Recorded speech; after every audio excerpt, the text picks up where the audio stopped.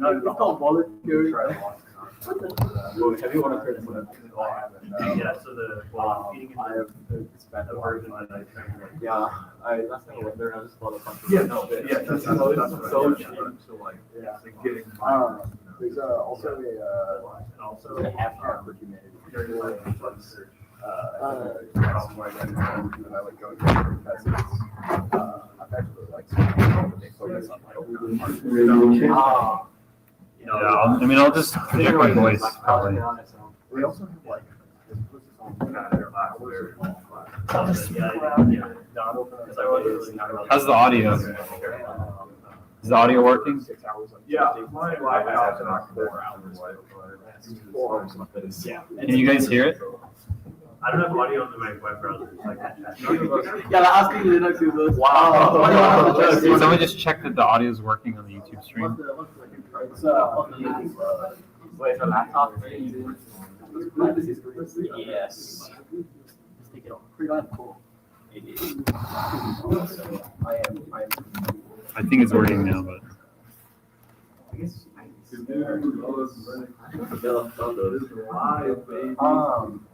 They're not too expensive. Hello. Like under 20. Yeah, we got Hello. massive echo. It's pretty crazy. Yeah. Whoa. All right, let's get started. This is going to be a fast presentation.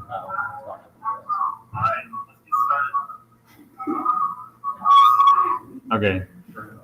This should be a pretty brief presentation, but I just wanted to give a little taster of screen readers. People that are actually blind obviously know a lot more about using these than I do, but I just figured I would go and talk a little bit about what screen readers are, which ones are available, what ones do people actually use, like how do they work very roughly, and then like in terms of the behind the scenes, and then also how do you use them a little bit. So I'll try to give a live demo, and I'll talk about some issues that are common on websites that have accessibility problems. So first off, a screen reader, if you haven't heard of it, is basically a piece of software that will take whatever's on the screen. Somehow it uses an API, like an OS level API. It queries the current application, figures out what is being selected or highlighted by some cursor, and then it will read it out. And it also provides shortcuts, keyboard shortcuts, so that the user can say jump to the next item, which might be a form, it could be a heading, it could be anything. But it gives you these shortcuts for navigating around and reading off elements on the page. It could be in a web browser, or it could be like a GTK application. It needs to be in a framework, though, that supports these accessibility APIs, and pretty much any of the modern big ones, Qt, GTK, I'm sure there are other ones. They support this kind of out of the box without you explicitly putting in effort. As long as you use the built-in widgets, it kind of knows how to make that accessible. Yeah? What about Electron? It's a web browser, so I think it should work. Well, it just uses the Chrome accessibility APIs. GTK and Qt, whose default widgets have the accessibility stuff built in. When it comes to doing web accessibility, you usually have to put in a proactive effort. So that's not true, actually, which you'll see. As long as you use semantic HTML, you get a lot of stuff for free. So anyway, here's some common screen readers. There's a website called WebAIM, which is not the AOL thing. And so that just gives a lot of advice and statistics about accessibility software, not just screen readers. And so they did some big survey of what OS and what screen readers people use. And so here's kind of a breakdown. So NVDA is open source and Windows only. JAWS is like the second biggest, and that's proprietary. And then there's other ones. So VoiceOver is OS X. Narrator, I'm not sure what that's for. And then finally, Orca is the Linux one, and that's really tiny. I used that a little bit. It was a little bit buggy in my experience. It kept just constantly saying the window title. So for the demo, I'm not going to use that. I'm going to be using NVDA. inside a Windows VM because it's Windows only. Yeah, so anyway, the landscape is evolving, but yeah, most people use Windows because that seems to be the most stable experience. The open source options, the independent projects are the end of the purview of like a larger open source organization. Orca is by GNOME. NVDA is its own organization. And yeah, not NVIDIA. So anyway, kind of here's a little bit of the background for how it works. So at least this is for how it works on Linux. There's other APIs that I showed on a previous slide for OS X and Windows, but on Linux, the accessibility API is called the AT-SPI registry, which stands for, let me go back really quick. It's down here. Assistive Technology Service Provider Interface. And that's by the GNOME project, who also makes Orca. And so this is a de facto standard. I think it's also available for other window managers. You can use this on i3, for example. It's just there by default. It's part of, it uses dbus. So it doesn't actually depend on the window manager. But anyway, the idea is that your application has support for this AT-SPI registry, and it will basically publish some kind of navigable tree of elements that have been generated from its internal widgets. And then your screen reader can query that over the AT-SPI bus and then read it out as necessary. So I'll talk a little bit about web accessibility. So if you use semantic HTML, especially HTML5 tags, like the main tag or the search tag or the nav tag or heading tag, things like that, which you don't normally see in like the old school HTML tutorials where everything is a div, and then there's a body maybe and usually not even a main.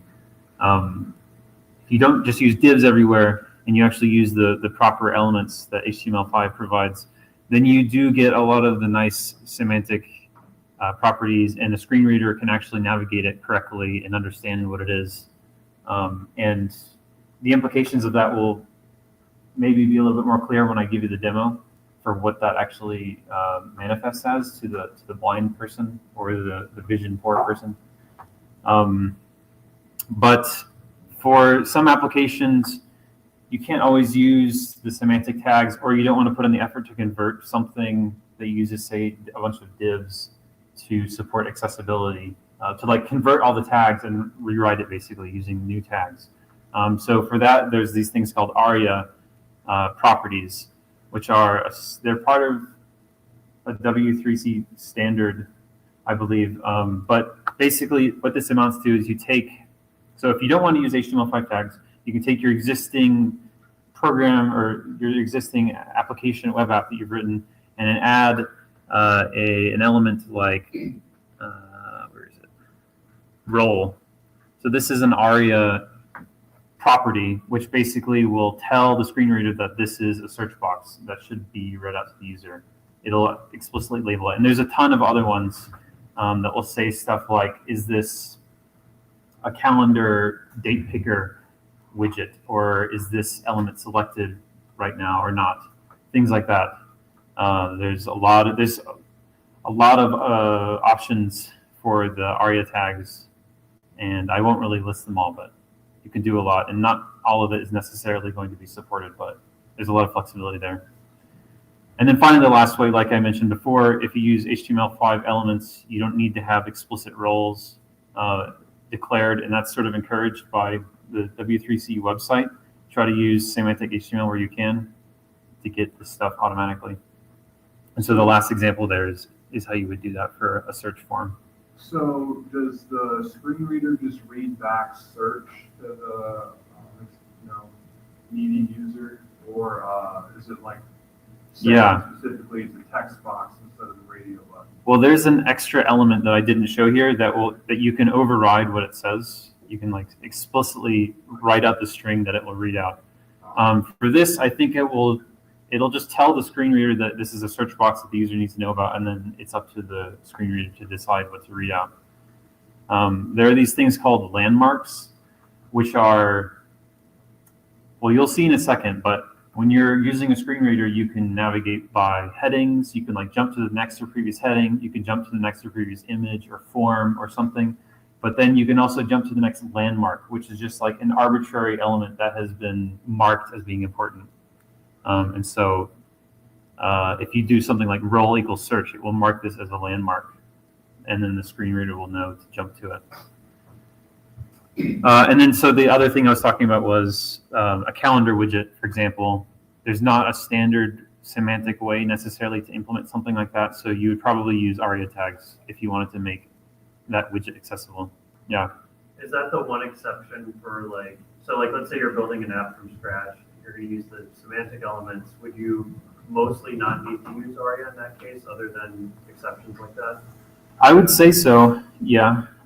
People still seem to use them a lot, right? Because it's easier to just do it as an afterthought, I guess, to just throw all the ARIA roles on there, but I'm not sure exactly why people do that. But you still see the ARIA tags a lot. You see a lot, yeah. But I think it's just because it's easier to just do it as an afterthought, and then you don't have, you can just do HTML whatever you want and then add it on later.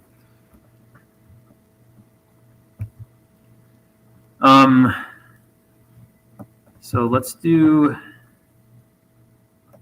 a demo really quick. I will skip the issues. We'll come back to that later. So we'll jump to my Windows VM here. Let me refresh the page. Illinois Wikipedia busy. Link jump to content. Okay. Landmark site navigation, landmark menu button, submenu, main So menu. it's going to read a bunch of stuff when you first load the page.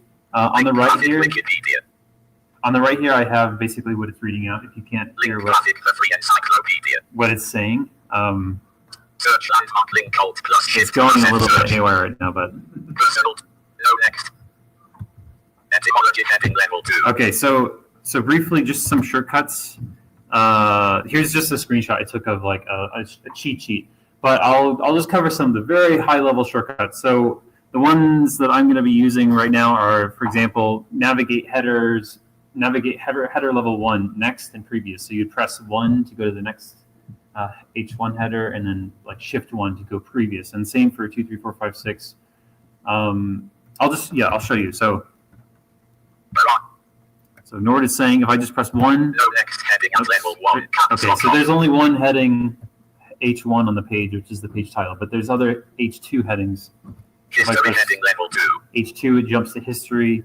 If I press 2 again, Geography heading level 2. it jumps to the next H2 heading. I can do shift 2. History heading level It'll 2. jump back. If I'm interested in actually seeing what's inside this section, like if I want to see what the headings are inside the section, of course, I'll just press 3, 3 European and it'll heading start level reading 3. off the. European exploration 19th So century you might kind heading of get an level 3. idea in your head if you can't see the screen, what 20th a century summary of heading what's level going 3. on in this chapter.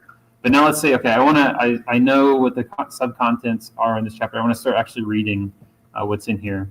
History heading So level I'll jump 2. back to the heading, and then I can use the arrow keys to sort of navigate, and it will read off. If I press, for example, the down arrow, it'll read one sentence at a time, and it'll also read any images that are there, kind of their alt text description.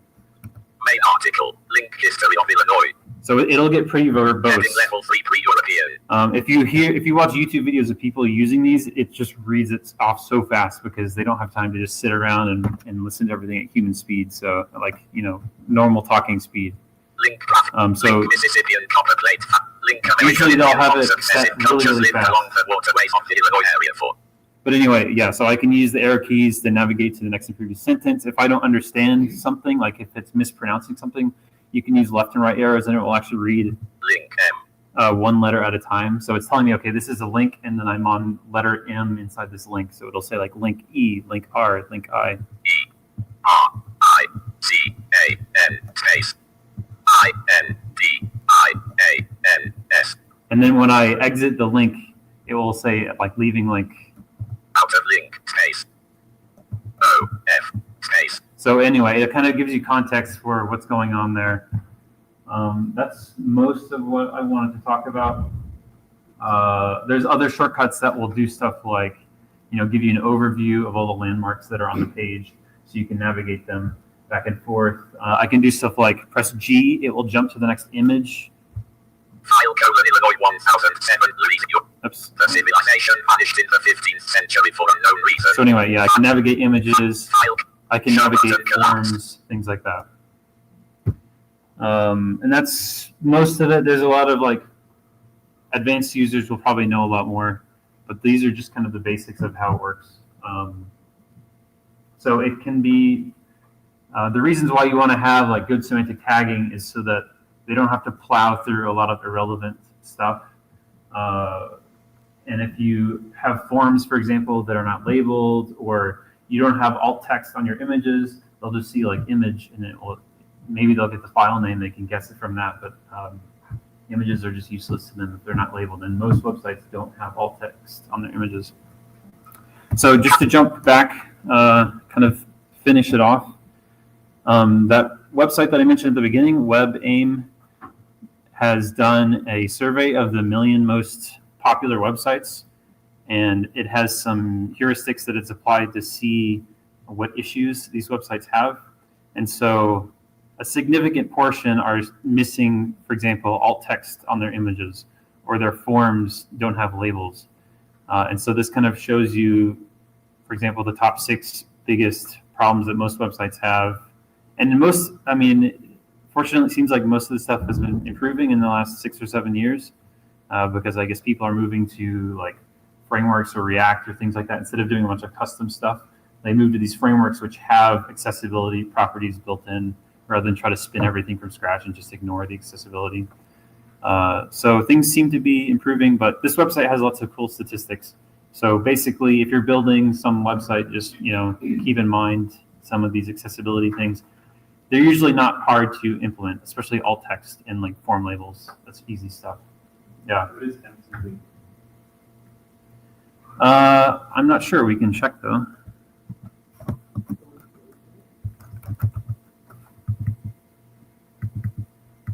It doesn't actually say. But it could be, maybe it means invalid link or something like that. Or maybe it's a link. Just look up link actually in the heading that is labeled as such. Yeah. With the ambiguous link text. I think it's if you're just going through all of the links, you don't know. If you're just reading the link text and you're not reading the context, you won't know what it goes to. Unless Okay. So then is there some extra property like alt text equivalent for a link? There's rel, but I think what they're saying is that you shouldn't have a link that's here, or you should have a link that you should actually say what is there instead, and Okay. make that part the hyperlink. Sure. Like the link's name should refer to what it's actually pointing at, not the text of the link. Yeah, the text of the link should refer to what it's Mhm. not just here. Yeah. Also, if you guys want to play around with this, you can just install Orca, and it's available on Debian and everything, and Nix. And you just basically run Orca, and then it will just be active, and it will start reading stuff off. So you can just play around with it. In my experience, it's a little bit too verbose, but it's there, and it kind of works. So anyway, that's my. I thought it works. Is there a particular reason that you have the Windows 7? It's just easier to get cracked ISOs. That's great content. What? That's great content. Oh yeah, I saw that they have Office EXEs too. Yeah. That's when I just want cracked I was eyes. about to say, as opposed to using semantic links and tags and everything, and support built into various frameworks, do you think it's more plausible to build screen readers using some sort of AI? Like just take a screenshot and analyze Yeah. it. Yeah, I was Googling that earlier today, and there are products like LLM screen readers. I haven't looked at them at all, but there's definitely a lot of them available and being created in the past year or two. Is there any open source available? I'm not sure actually. I just kind of did a Google search and then stopped there, but Yeah, I mean, there's definitely potential because then you can start interpreting stuff that isn't labeled correctly Right. and then present it in a way that makes sense. It does have an edge, because that's. Anyway, I guess that's it. Now Tren is going to talk about something.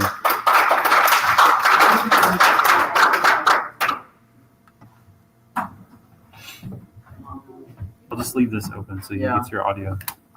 Oh, okay. Yeah, so don't even mess with it. Try and plug in Oh. Have you figured out the ACM printer on your laptop? No. Wait, which one? Those and one of the the middle room. The middle Yeah, room. well, I think that one we're only there. Oh, I know. We never. You have to download the. Yeah, I was gonna say. You have to download the Windows driver and extract the file. There's a PPD file that converts that using MS Upload, like a weird program. What, did you write this down? I did like 2 years ago. I forgot how to do it. Is there a way to like slideshow, but it doesn't take the whole screen? You can I can have use it like works. 2 monitors, right? Oh, You can, super good. have one desktop, like on that. You on my card. Oh, yes, nice. Okay.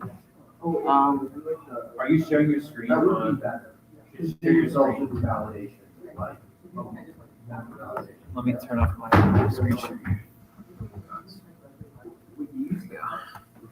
Yes, well, it's old and ancient. Is it sharing now? Kind of, Did you click share screen? and not that I know of that are worth talking about.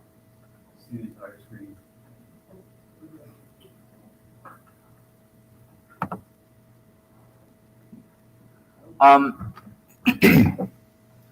Hi everyone. So I was thinking, like, I mean, so I spent like maybe like about 6 hours recently, maybe like last month, trying to get the ACM printer to work. And obviously I haven't yet, but it inspired me to kind of just like talk a bit about like printing and Linux. And like so I'll cover a bit about like the history and also like just kind of a glossary of a lot of the terms that get thrown around when you're like Googling a lot of this printing stuff in Linux. So like I'm definitely not an like expert or whatever. So like feel free to like stop me anytime you want to talk about something. But yeah, so let's get started. So back in your old days, when the computer was bigger than the size of this room, there was this thing. So there's LP and LPR. And if you try it on your current Linux machines, you'll probably still have this command, if any of you want to try it. So like LP and LPR, LP was I think LP stands for line printer. It was basically the printing subsystem for sys5, like Unix sys5. So like, for example, LP would be like send a job. LP stat would be like, show the queue. Cancel would be cancel the job. And so, I mean, nowadays most people use cups in their Unix, but cups also has it maintains the interface, so it still has LP. And if you ever want to print from the command line for some reason, like you can go for it. And in fact, LP is actually standardized in POSIX. Let me just, yeah. So LP is in POSIX. Blah blah blah. So originally it came out in where can I find this? Yeah, it came out in the POSIX.2 before they changed the whole POSIX format. But so yeah, it was standardized in POSIX and kind of still used in a lot of machines today. LPR on the other hand is the basically same thing but on BSDs. So they have LPR, LPQ, LPM, which is again send a job, check the queue, cancel the job or something like that. And they use a slightly different approach. I'm not super familiar with how the sys5 kind of like internals for printing is, but for LPR on PSD, like they have this thing called the line printer daemon protocol, which is literally a network protocol that was kind of created in the 90s, I think. It's one of those situations where like they already had this like existing usage, and then they wrote the specification afterwards. So that was kind of what happened. Berkeley versions, blah blah blah. Yeah, so essentially what happens is that you have a daemon that's running on the host, and then because of that you can have network printing. And the message formats are basically like this. You just send the command and then like some operand, and then you always end with LF. Yeah, so these are just the different message formats, and they have a different like kind of file formats you can print. So let's see, where is it? You can print DVI, print formatter file, plot file, PostScript, PR, Fortran carriage control, I don't know. So things like that. Yeah, go for it. So is this the protocol that describes communication between like the LPR command and then a daemon on a print server that's actually attached to the printer? Yeah. Okay. Yeah. So it could potentially go over the network or on the same computer? Yeah. Okay. Yeah. Do modern printers still have that interface? I don't think so. Okay. I think some of So it's basically just cups now. Yeah, I mean, I'll get to cups, but like, so LPR was used kind of like, as Lucian said, right, between the clients and the daemon. And I think like the kind of host, the server machine will be able to like print it to the printer somehow. So yeah, the exact specifics, I'm not sure. So I also found this like old kind of Xerox from Office or Xerox.com about BSD versus System 5 printing. And kind of, it's quite funny what they say. Like, for example, they were like, let's see.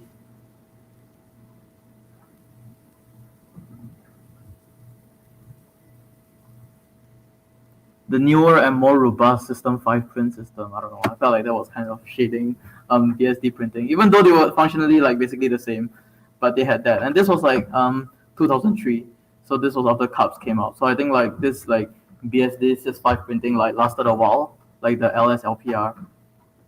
So yeah, there's a daemon. And then so like now we have cups, right? And cups initially stood for Common Unix Printing System, and then they were like, nope, it's just cups because Unix is a trademark and we don't want to get in trouble. So it was written by Michael Sweet. So he started this company called, commonly abbreviated as ESP in '99. Like he basically started this company with his wife. I think they were like the only two people in the company. And so cups, so if you go to Michael Sweet's website, he's a creator of cups. He's still a very active developer on cups and also like in the printer working group, open printing, things like that. But he kind of created cups in '99. And kind of this was the article he wrote when he first published it, right? This was June 9, 1999. He said, a bright new future for printing on Linux. I think this is horrible, this font. I hope this was not how it looked like back then. But like, I guess like the, what I found interesting about this like kind of article that he wrote was that, was basically he gave some motivation about like what got him started on writing cups, right? And he mentioned like LP, LPR, like I mentioned, but basically they only support simple text or PostScript, and it didn't last. Basically, you couldn't use a lot of the pretty kind of advanced features in your newer printers. So yeah, so cups kind of got bought by Apple in 2007, and they hired him. They bought the source code and they hired him. He left in 2019, and I think like he said that he was the only person in Apple working on it, and two other dudes. So after he left, Apple kind of just didn't maintain cups anymore. So Open Printing, which is Open Printing's a subgroup of the Linux Foundation. They maintain like cups, cups filter, formatic, bunch of other stuff. So they made a fork of cups, and they're still under active development. Like Michael Sweet is still like one of the main developers there. But so like kind of this was the motivation, right? As he said it. I thought that what was worth mentioning was also GNU GoScript. Again, I think if you go to your like Linux box right now and you type like GS or GoScript, you'll probably still have the command. But like I think GoScript was in a way trying to fill the gap back then when there was like LP LPR before cups came along. So essentially what GoScript does is that it's a PostScript interpreter. PostScript is basically a page description language. So it's basically we have a PostScript presentation some semesters by Evan, and so if you remember any of that, it's like PostScript is just like a bunch of it's like a stack-based language and a bunch of commands, and if you kind of run the commands, it will kind of draw out how it's supposed to print something or how it's supposed to render or something. So GoScript is the PostScript interpreter, and it takes in the PostScript file as the input, and it outputs like a bitmap or like a raster image, right? So it had kind of driver backends for different printers, especially printers that have no PostScript support. Most printers nowadays have like a PostScript interpreter built in. So if you just pump it PostScript, you'll just print it out. But yeah, so if the printer doesn't have PostScript support, like GoScript kind of filled that gap. But the problem was that, again, it doesn't take advantage of a lot of the printer capabilities. And because GoScript is open source and kind of like the backend drivers are integrated into the GoScript project, it's like really hard to add a new printer driver, or like vendors also have no incentive to do it because they don't want to put their blobs in there, or like the GNU wouldn't let them either. So kind of GoScript, I think, was like popular for a short while, but like Cups took over pretty quickly. So I found this like pretty interesting diagram that Apple published back in like 2010 when they were still doing Cups. So like Cups kind of solves a bunch of problems, and it kind of did a whole architecture overhaul for the whole like printing subsystem, so that it became like more usable essentially. So we still have our old like Berkeley commands and sys5 commands. Like that's why when you go to your like terminal and type LPRPR now, it still works because basically Cups provide like an implementation of it, right? And also Cups provide an web interface. So if you have the Cups daemon or the service started up on your machine, usually if you go to like localhost, I think 631, port 631, you get a nice web interface. And from there you can like submit jobs, manage printers, things like that. But I guess like important part about Cups was that there's the scheduler. So this guy kind of manages all the jobs and administration. And like essentially there's filters and there's backend. And I guess these are like the important components here, because this was like the filter and backends were kind of like standardized ways. Like they were very modular, and they had a very well-defined specs for how to actually extend them, make new filters, new backends. And that was what made it like really easy for like kind of just vendors or manufacturers to like just inject their own filters or change their own filters, and allow like kind of more like your brother HP and stuff like that to actually give you like Cups filters and things like that. And so kind of that was the advantage of Cups, and that was why it took off. Yeah, let me go through some of the links here. This is Michael Sweet's website. So this was the Easy Software product that originally kind of the company that Michael was part of and that made Cups. Basically, he was selling commercial software where you download this and you can print on Linux kind of deal. Yeah, so I don't know why easysw.com kind of redirects to hotels of London now. I mean, I wish there was like a better way to trace like domain histories or something, or maybe there is, I don't know. But I think it's funny that like it's a real website and they kind of maintain this like page as a courtesy or something. I don't know. Like yeah, so it's an actual like page. Maybe he works for us something, and then but they maintain this sub page like out of like for some like I don't know, like let me try it. How do I type?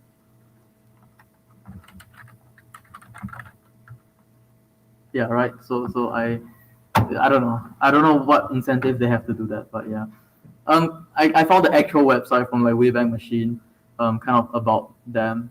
Just blah blah. This was 2005. So yeah, they make printing software basically, or like they sell it to you so that you don't have to worry about installing Cups,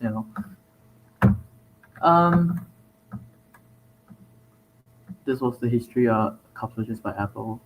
So if you go to cups.org now, it's the Apple Cups, right? Like that's the de facto one. But unfortunately, let's see if we can go to the repo. They haven't committed. Like the last commit was 2 years ago. So it's kind of sad. So the main one is the open printing Cups now. I also like wanna just kind of spend a few minutes talking about open printing as a project, because I think they do pretty good work over there. Blah blah blah. So kind of what they do nowadays is that they work on all this new printing architectures, technologies. They're trying to work on scanning as well. I mean, other than printing, you want to scan stuff. And they also have this like pretty cool page, which is their principal achievements. like what the Open Printing group has done. For example, they kind of they were the people that pushed for PDF instead of PostScript as a standard print out format. That's why, now when you apply for everything, you have to give a PDF instead of a PostScript. What else? They make cups filter. So I'll get back to this in a bit. But so this was the cups architecture, and let's see. Do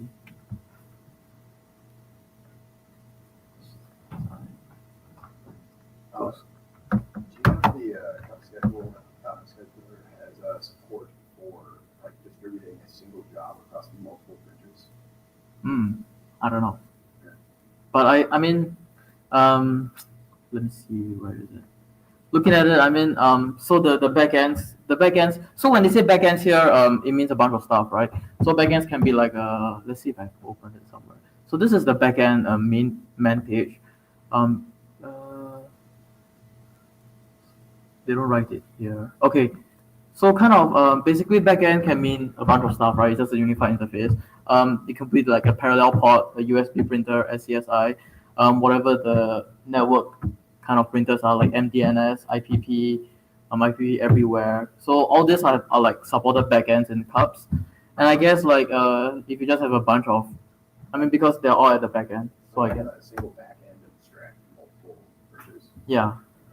So if I had to guess, I think like you can absolutely send it to multiple printers. Yeah. So that's cups. I opened this because I thought it was interesting.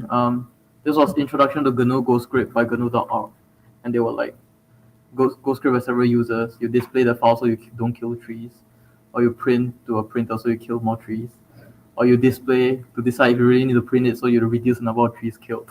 So like, GoScript isn't used anymore, but I still thought this was funny. Like, I don't know what year this was written in. 2005 probably. Yeah. So filter, so as the main page writes, the filter interface is a standard method for adding support for new document types.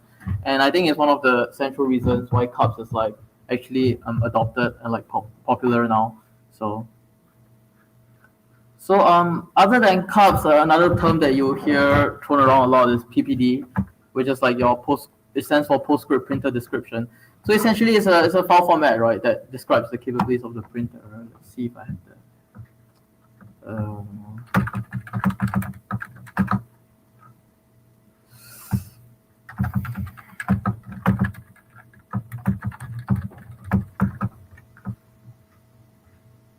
what the? Printer PPD. Huh? What's the PPD printer? Oh, okay. Let me try that. Okay. Yeah.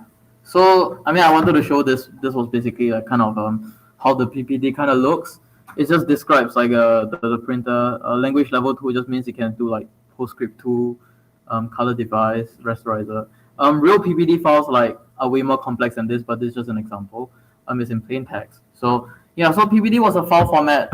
It's a file format that kind of describes the printer, but the PPD itself is not enough to let you run your printer on Linux, because there's this other thing called a cups PPD, which is basically the manufacturers will write the PPD for their specific printer, and then they will add a bunch of, since the filters are so modular, right? So they will add their own like PPDs, support files and things like that, and their main PPD file description will actually like kind of make references to the specific filters or support files that they have written, and kind of bundle it together in one like cups PPD package. And that's how the drivers that are provided looks like. So how do you find PPDs? If you happen to buy a printer from a good company, you can usually just get it from the manufacturer page. I think HP does pretty well with that. I think like in fact HP has like a whole like sub page, just like there's this big piece of software called like HP for open source printing, and you download it and it's just like has thousands of drivers for all the different printers they have, which is pros and cons if you think about it, but like HP does provide that. Companies like Brother, which is what the ACM Middle Room has, that doesn't really have it. They provide stuff like Debian, or like, not not Debian, .dev or like .tar.exe. And if you really want to dig into it, there are tools online where you can like kind of extract the whatever information from the files and convert it into the right CUPS PPD format to make it work. Other than that, Formatic is another project by Open Printing. So Formatic is a project under Open Printing, and it's basically a whole database of PPD printers, especially like really old printers, where the manufacturer web page doesn't have the PPD file anymore. And yeah, so there are a bunch of components to Formatic. There's the XML database, and they generate the actual PPD file from the XML. Or if you don't want to do that, you can actually download the already generated PPD files from Formatic. Another PPD kind of like driver provider is Gutenprint. Although like I haven't had much luck with Gutenprint. I mean, and this is kind of the website. So yeah, that's how you get the PPDs. Except actually, yeah, let me talk about this first. So also worth mentioning is this project called CUPS Filter or CUPS-Filter, which is also under Open Printing now. But basically, yeah, when Apple took over CUPS, they implemented all their own filters themselves, and they kind of dropped all the filters that were already provided with CUPS when they bought the project. So all these kind of filters got moved to a new open source project. And in some distributions now, to use CUPS, you also have to download like CUPS Filter so that you can actually like use the printing basically. So yeah. All the stuff about PPDs and drivers and CUPS PPDs, if you look on like the CUPS website, it's basically deprecated now, or like they're like, oh, using PPD files are deprecated. We recommend moving to driverless printing, right? So like, which doesn't work obviously. The two big ones for driverless printing is IPP Everywhere and AirPrint. So these are just like standards. I mean, IPP Everywhere is the non-Apple one. It's a standard of the printer working group. And the idea is that like manufacturers, when they make the printers, they make them IPP Everywhere compatible. So it's like a defined protocol. I think they go over IPP, which is the Internet Printing Protocol. And like CUPS, for example, has an IPP backend. And if you just have connect to any kind of printer that's IPP implemented, it just sends using the standard defined by the protocol, and then you don't actually have to install any driver that is vendor specific. So IPP Everywhere kind of maintains let's see.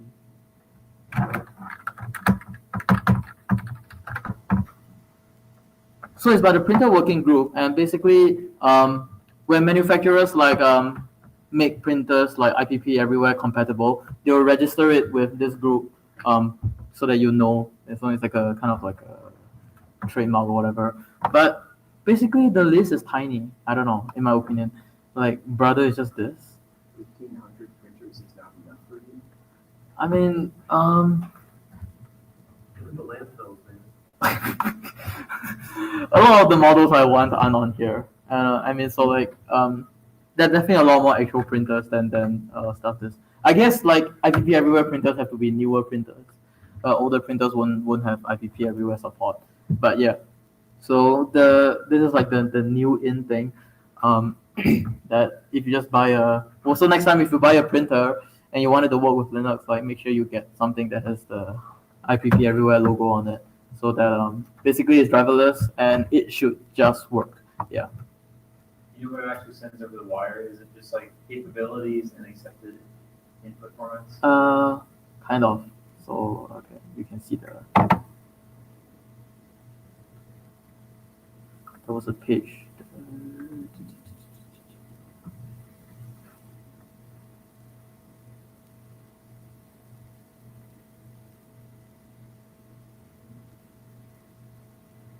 %98 of all printers sold today support IPP. I'm not sure actually, but I think it's probably a combination of both. Yeah, so it sounds like the basic.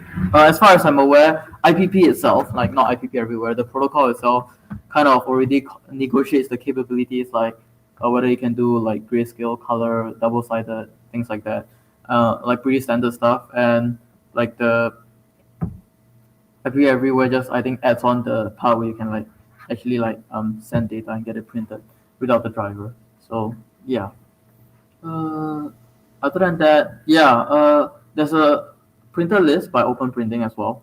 So if you're ever like stuck, you can just look up the printer that you want and see if there's support for it basically.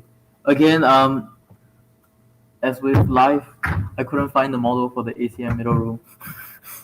And so it's like HL CDW something, but I can't find it. So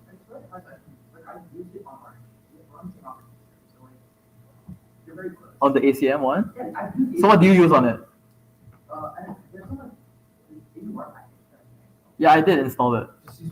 Now, I remember you have to download the Windows driver. I did try the AUR package. Press pause, You just send it in PDF. Wait, so right now you can bring your computer over there, stick it in and print something? Really? Send it in PDF. Okay. Oh, that's a functionality. Well, I'm curious. Printer knows, you can just send a PDF or a TCP. Is it a PPD? It's a PPD, yes. Okay.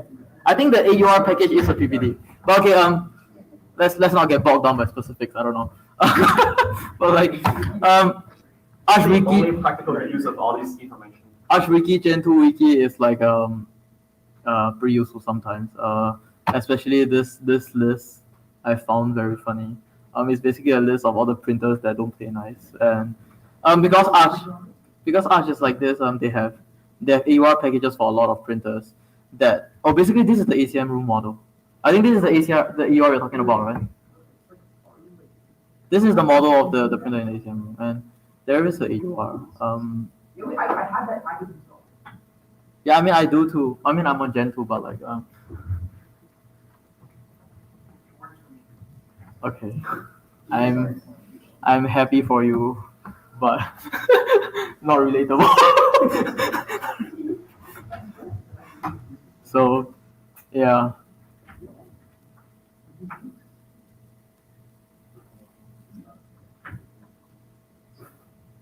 I no longer have access to this printer. Should anyone wish to? You want to adopt the package, Adi? Since you have access to a printer of this model. So yeah, I mean, That's what Linux uses. yeah. So if we have a project that the Glug should do, it should make the printer work. So, but I mean, upstream URL, they do get it. They do get the official like kind of that file from Prada and convert it themselves. I just don't know what actually I can look into. So I'll let you happy with afterwards. yeah, thanks. So yeah. Yeah, so that's all the things I have to say about printing. Yeah.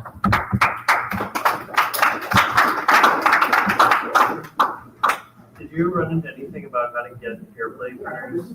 AirPlay printers to work with cups? They are supported. Okay. Yeah, so